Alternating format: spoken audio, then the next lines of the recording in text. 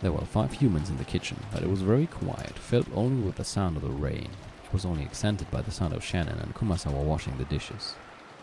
Gora was using the leftovers from breakfast and lunch as ingredients for a soup.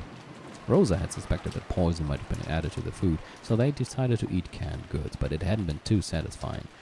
But Gora thought she was being too cautious, so he was spontaneously creating a soup to be served only to those who wanted some. Shannon and Kumasawa were washing the dishes that the food had been arranged on. On the inside, they thought maybe Gora should wash them since he'd been the one who'd wanted the food arranged on plates in the first place, but they left their complaints unsaid for the time being. Genji and Nanjo were facing each other across a crude chess set that had many years of experience. The game had still only just begun, and because the opening game of these experienced players had been honed to perfection, it looked like a ceremony where they just moved specified pieces in a specified order. That's a nice aroma. You wouldn't get this from canned food. It was made only from sealed ingredients, so there won't be any poison mixed in. I am making enough for everybody, so please eat. Of course, I will also taste for poison. Please feel secure and eat. That really is a nice aroma. Gora-san, the food you cook really is delicious. Being able to create delicious food when you buy delicious ingredients is hardly special. My master taught me that a true cook needs to perfect their ability to make delicious food from whatever is on hand. I mean, that is impressive. Gotta give him that. That was a good master. Thanks to him, it looks like we'll get to enjoy some truly delicious soup. Although it is a shame that it was made from ingredients intended for all of the family members to eat. I'm sure Rosa-san is tired after everything that happened this morning. It's only natural. But thanks to that, we get to drink some soup made from delicious ingredients. Ha ha ha. Rosa had fervently warned everyone that they didn't understand the danger they were in and that they must assume that poison was mixed in with the food. The mood at the time had led them to agree, but hunger wasn't something that could be swayed by a momentary emotion like that. Ironically, we've ended up with a soup that we normally wouldn't be able to savor. If possible, I would like to serve it to everyone in the parlor, but seeing that it would violate Rosa-sama's instructions, you had best give up on that idea. It's enough that only those who want to eat it do so. No, skillfully taking a breather when no one's looking is also an important skill for a servant, isn't it? When Kumasawa cackled, Shannon and Gora laughed too. It seemed that in this space where only their fellow servants were gathered, they could relax quite a bit. Shannon didn't like Gora's occasional dishonesty, but she knew that there was no falsehood in his childish smile when he cooked, nor in his desire for people to enjoy his food. So even though it was a little aggravating to be made to wash the dishes, she couldn't really hate him. However, they couldn't have dreamed that Rosa was calling them wolves in their parlor at exactly the same moment they were spending their time peacefully like this. At that time, several of the servants heard a sound like something being dragged, and then a thump. Uh-oh.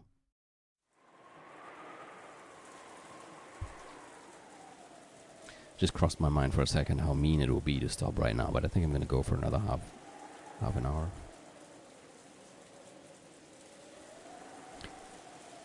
It seemed like the sound made by a servant outside the back door when they were carrying a mountain of trash bags on a rainy day, or maybe when a servant was returning from work wearing a raincoat. So at first, that sound didn't seem like anything out of the ordinary to any of them, but they soon realized. Yeah, right now everyone was either in the kitchen or in the parlor, so who could possibly be at the back door? Yeah, I'm sure there'll be meaner moments. As the servants all looked at each other, they checked to make sure that each one of them knew what that sound meant. Who could it be? The servants knew the mansion's layout well, so they understood how incomprehensible it would be for someone from the parlor to actually go outside in this typhoon, go all the way around and come up to this back door. It's gotta be Kinzo. Then was it Kinzo? They couldn't imagine that Kinzo, who never left his study, would dash out into the middle of this typhoon and come to the back of the house where only low-class people ever entered or exited. Well, considering how fucking mad he is, I could imagine that. I can see him dancing naked in the rain at midnight. I don't want to imagine it. That wasn't our imagination, was it? What, is she turning into Yoshi? Shannon and Kumasawa drew close together, fearfully looking at the back door. Who is it? As Gora fearfully approached the back door, he called out, and his eyes flashed towards the butcher's knife that sat in a nearby sink. He didn't pick it up yet. because there was still a possibility that this was a member of the family, and that would probably not be a good, good sight to behold for the family member, I mean. Especially after they were suspicious of the servants.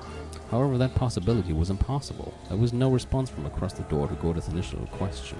Maybe his voice had been so quiet that it had reached through all the wind and rain outside. Genji-san. Yes. Stand back, Dr. Nanjo and the women. Who in the world could it be? Genji took a knife with a classical design from a stationary box placed near the chest set.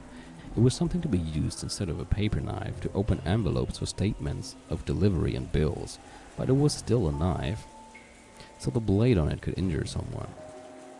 Genji hid it in his sleeve with a well-practiced motion. Was he fucking assassin in his past life? Then he approached the back door himself, giving Goda a silent nod. Goda cautiously approached the back door and slowly started to open it.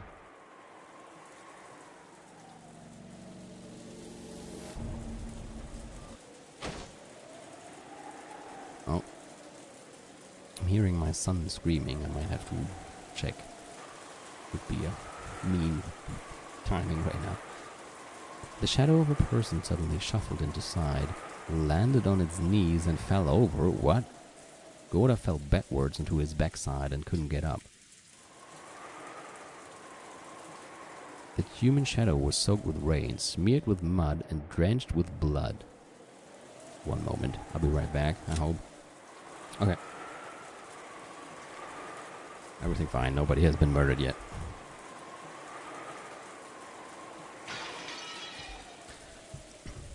So, shadow of a person suddenly showed inside, leaning underneath, fell over. Who is this? The human shadow was soaked with rain, smeared with mud, and drenched with blood. What the hell? Kanon-kun? Kanon-kun? Kanon, are you alright? Dr. Nanjo? It was Kanon. His breath was feeble, and the puddles of mud he left were quickly drenched bright red. When Nanjo held him and turned him face up, there was a deep, gruesome wound right in the center of his chest, as though he'd been stabbed there by a spear or something. Even now, deep red blood poured out from there. This is horrible. Wow, what shall we do? Get a first aid kit? First aid kit? Kanon-kun, place your hand against the wound. Please push firmly. Let's carry him to the bed in the servant room. Everyone, please lend a hand. Calm now. Calm now, Kanon-san. Please, hang in there a little longer. Hang in there. It'll be okay. So don't take your hand from the wound. At any rate, let us carry him to the servant room. Kumasawa, inform Rosa-sama that we have found Kanon. Wait. No. Rosa-sama. Please wait. Kanon-san said not Rosa-sama. What do you mean, Kanon-kun? This is no time for that. Let us quickly carry him to the servant room. Kumasawa, do not tell Rosa-sama yet. We will do it after we hear the situation from Kanon. Yes, eek. He had told them not to tell Rosa right after appearing in this state. This could only mean something very disquieting. An eerie anxiety rose to their faces. Come now, everyone. Let's hurry and carry him. Quickly.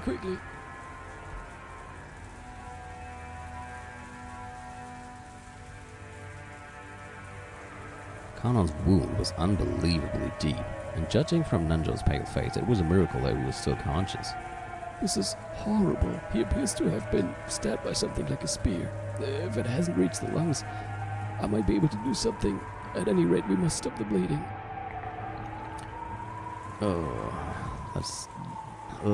No matter how much Nanjo tried to wipe off that gushing deep red blood, he couldn't do it. He couldn't wipe it all away, and each time the wound was aggravated, causing Kanon to cry in anguish.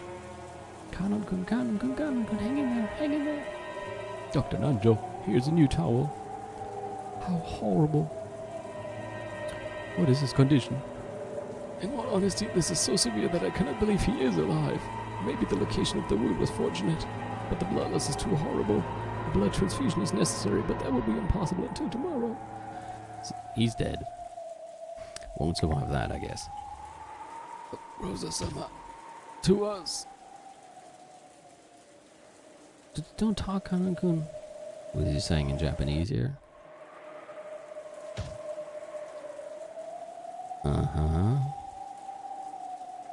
Interesting. Don't talk, Kanan-kun. Your wound will open. Rosa-sama came to Milady and me and... What did you say? Rosa-sama did. Oh, could that mean? Could that mean? Are you certain? Yes, I'm certain it was Rosa-sama. come now, don't speak anymore. Kumasawa-san, please grab another first aid kit.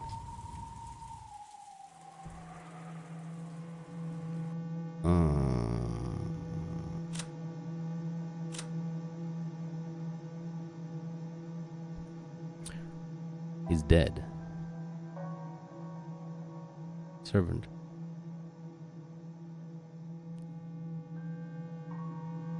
Fuck. This can't be him. He definitely is dead. Kenji-san. Is it possible Rosa-sama did such a thing? I don't know.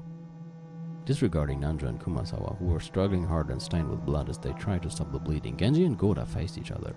Because of what Kanon had said was the truth. Rosa was the culprit who killed Jessica. Curse you, Rosa. How could you do that to Milady? I'll kill you. I will kill you. Kanon screamed even more hatefully. His hate-filled voice made it seem like he was seeing Jessica being harmed right before his eyes. Yeah, I mean, we saw both as ghosts or whatever. So he should be dead. Certainly, Rosa-sama may have had reason to kill Milady. If everyone in the Ushinomiya family were destroyed, the inheritance would all go to Rosa-sama. So, Battler-sama and George-sama are in danger. Not only is Rosa-sama holding a gun, but right now they are the only ones in the lounge. Genji-san, isn't the situation quite perilous? Shannon suddenly ran out into the corridor. Her expression was complex and tragic, as though she didn't know what to believe. Shannon ran. To where? The inside of the mansion had been scrupulously cleaned, so it probably wouldn't be easy to find. She might find it if she searched the rose garden, but they've probably all been lost in this wind and rain. That's right, the boiler room isn't cleaned very often. If she went there, she might be able to find it. Shannon ran downstairs to find that in the underground boiler room. What are we talking about? We're probably not supposed to know. Did some medicine take effect at the brink of death? Or was Kanon finally beyond feeling pain? For the time being, at least, Kanon's painful gasping had subsided. Nanja apparently didn't view this as a very good sign, and he didn't let his eyes off Kanon for a second. Earlier, it also said something here. I don't think it's saying that anymore. But earlier it said something like about fantasy becoming what they fear the most or something. Huh. But don't say anything to that. I'm just vaguely trying to remember, but no spoilers. Kumasawa firmly gripped Kanon's hand and kept encouraging him so that the willpower keeping him alive didn't fade away. Genji and Goda seemed uncertain how to respond to the truth Kanon had risked his life to deliver, except it's not the truth. Rosa-sama's gun surely has 4 or 5 shots loaded.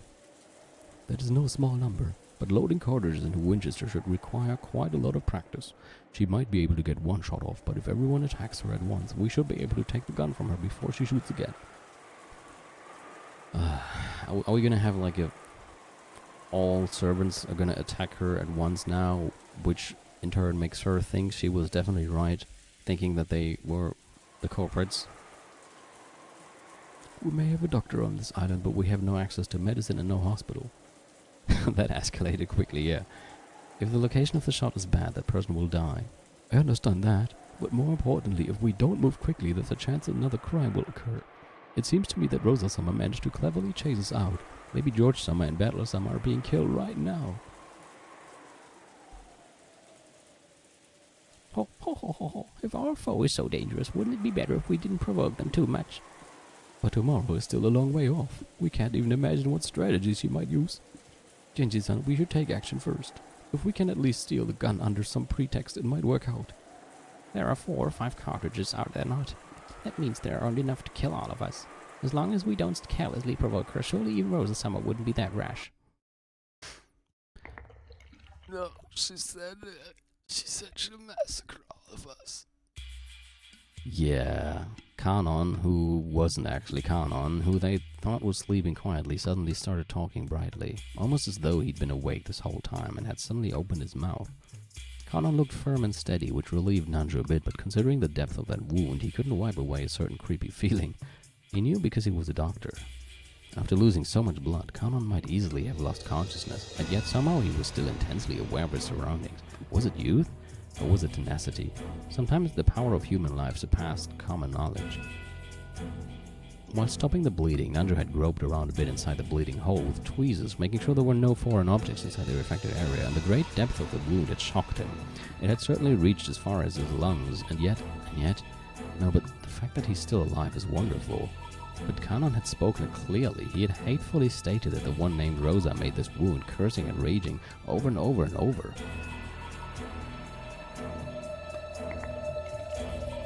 She wants to kill everyone by any means necessary before the typhoon passes so that she can have the master's wealth all to herself. She told me that clearly. Damn, what a person. Genji-san, what should we do? Are there any weapons we can... I find it hard to believe. To think that Rosa-sama would say something like that. Genji-sama, it isn't a question of whether you believe or not. She told me. I heard it. Why won't you believe me? Don't get up. You'll harm your wound. Kanon sat up on the bed, speaking to Genji, who didn't seem to be willing to believe Kanon's story. She'll definitely kill all of us. She must have killed everyone in the parlor by now. If we don't kill her first, we'll definitely be killed first. Just like how I was killed first, everyone else will also be killed first. Kill or be killed, kill or be killed, or kill or be killed. Kanon-san, does that really not hurt? Or this? This is nothing. What do you mean it's nothing? It really isn't a big deal. It doesn't even hurt anymore. It's really nothing. As Kanon said that, he began to untie the bandages that had been painstakingly wrapped. The gruesome hole in his chest was immediately exposed. Kanon-san, you mustn't do that. Lie down quickly. I said it's fine. Hey, see? This is nothing, right? Kanon showed off his gaping wound, which was still slowly spitting out foamy blood. Everyone averted their eyes reflexively. Look, I told you it wasn't a serious wound at all. Stop, you mustn't play with the wound. Come on, see? It isn't a deep wound at all. Look. Kanon held up 2 fingers, showed them to everyone, and slowly started to stick them into the gruesome wound right in the center of his chest. I was thinking about having something to eat after the stream. I think I just changed my mind. Plunging, slimy, squishy, wet, the fingers went in deep all the way to their bases. She's probably gonna faint. Kanon said stop it. Those fingers were sticking all the way into his chest, up to their bases, and then he slowly pulled them out in exactly the same way. The fingers he pulled out were stained a sticky, solid, deep red color, and there was even a thread hanging. You know, shouldn't this be the point where they, understand that this is probably not real Kanon? The fingers were covered up to their bases in deep red. What in the world? He's probably gonna kill them now. See? It is not a serious wound at all, see? Yeah. At that moment, the door was slammed open and Shannon appeared. Even after she saw Kanon stained with fresh blood, her impregnable expression didn't falter. Hey, Nissan, where did you go? I'm on the verge of death here. Just exploring my wound a bit. So where'd you go? That's right. I went to the boiler room. There was something I had to find. More importantly, there's something I need to ask you. Are you really Kanon-kun? Huh? What? It was only natural. Everyone believed he was Kanon, so they couldn't understand the meaning of Shannon's question. When they looked, they noticed that Shannon was holding a handkerchief in her hand. It was filthy and looked like it had been used to wipe up some trash or dust. And while holding that, she approached Kanon, drawing closer to his feet. What is that? It's a handkerchief with a spider's web wiped onto it. Why would you bring something like that? If you're Kanon-kun, you should be fine. But if spiders are your natural enemy, I thought you might not like it. Are you kidding? Why would I hate spiders? Sorry, I'll try it. Shannon-san.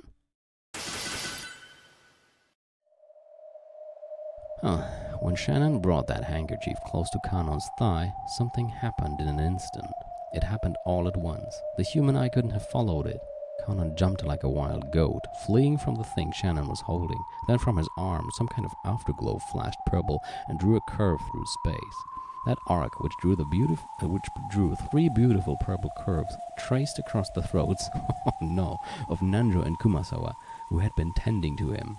And in an instant, Nanjo's and Kumasawa's throats opened like gaping mouths, and then the blood really started spewing out. The third purple curve should have traced across Shannon's throat, but Shannon wasn't there, because Genji, who had been behind her, had wrapped his arm around Shannon's neck and pulled her back. This all happened in an instant. In the instant it took Goda to think fast in an attempt to understand the scene, the frozen moment in time shattered. Blood was gushing from Nanjo and Kumasawa's torn open necks. Kanon jumped and kicked off a picture frame that had been hanging from the wall behind him, springing forward just like a cat and aiming for Shannon's throat again. But Kanon's target once again disappeared from in front of him, because Genji had pulled Shannon again and the two of them had fallen to the ground in a defensive crouch. Nice reflexes you see in that old furniture. I could imagine Genji being like super badass when you provoke him. That's a cool thought. Goda. Even Goda was no fool. Even if he couldn't fully understand what was going on, he at least realized that if this cannon wasn't seized, his own life would also be in peril. He sprung at Kanon with his huge body, pushing him up against the wall with all his weight and physical strength.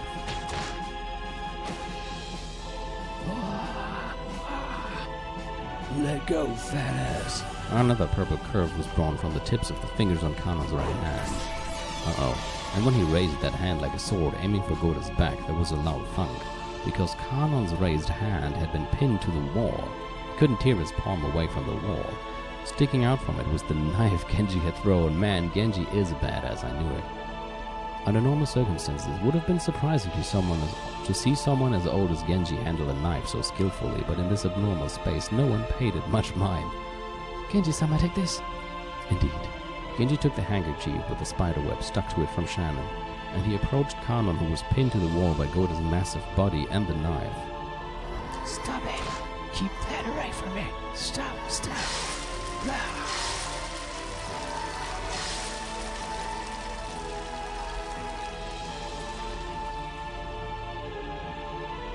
When Genji pushed the handkerchief up against Kanon's face, there was a sound just like setting meat on a red-hot iron plate. Of course, the smell was the same too, as he was horribly burned, festering in filthy red and black and crying out in his death throes. Kanon's body burst open and scattered. It was almost as though a balloon filled with gold leaf had popped. The entire servant room was completely buried under a storm of gold leaf, no, a cloud of gold butterflies.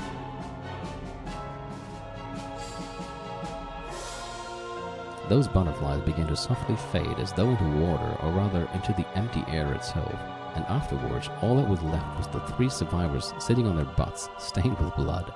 However, not everyone was merely stained with blood. Some of them were lying on the ground, spurting out blood themselves. Kumasawa. Dr. Nanjo. Slits so sharp they looked like they'd cut your finger if you touched them, opened wide, and large amounts of blood kept pouring out.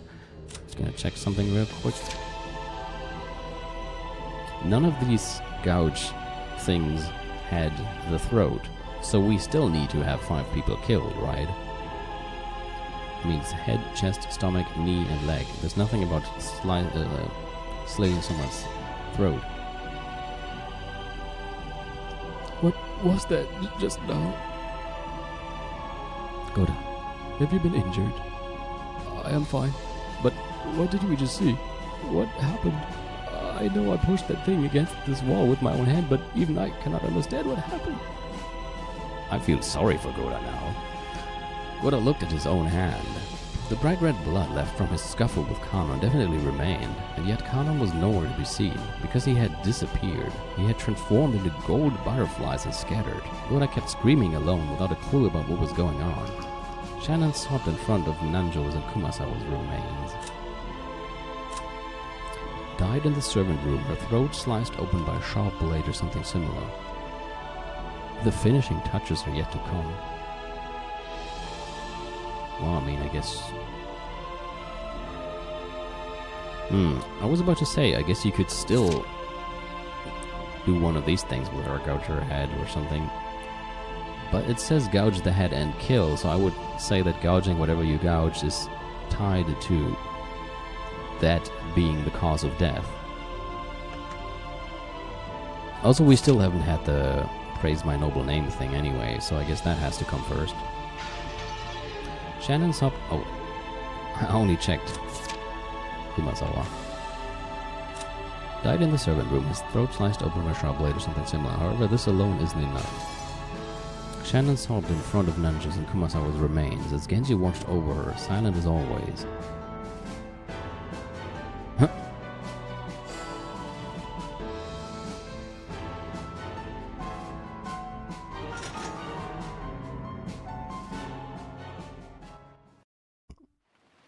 Guess this might be a good point to stop. It's almost 10:30.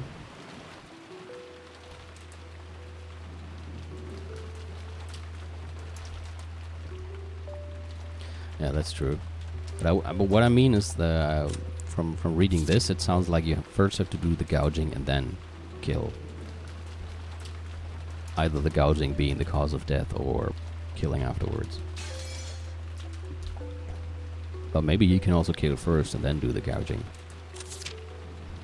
Okay, I guess this is a good point to stop for today. I was thinking of going even to 11, but it feels like a good point to stop, so I don't want to jump into something new when we have such a good cutoff here. Alright, so in that case I will stop recording now and say goodbye to the camera for YouTube.